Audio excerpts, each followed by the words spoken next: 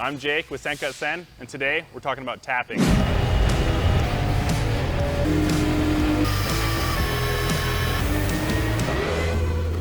So let's talk about what tapping actually is.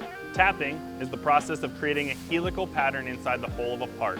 That helical pattern engages the thread of a screw or bolt that you're planning on putting into that hole to fixture something. But how is that thread made? That thread is made with a tool called a tap. That's why we call it tapping. The tapping tool has a tapered leading edge and a cutting thread edge that matches the bolt or screw that you're planning on threading into the part. So when you're choosing the thread that you're going to be using in the part, you have a lot of different thread configurations with respect to bolts and screws to choose from. So let's talk about some of the differences. With imperial and metric, they call out the threads differently. In the metric system, you might have an M3 by a 0.5 millimeter bolt.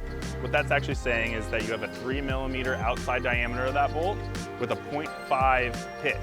That 0.5 pitch is the measurement in millimeters from one peak to the next peak of the bolt. In the imperial system, we call them out different. We use, say, a 1/4-20 bolt. There's a 1/4 inch outside diameter on that bolt with a 20 pitch.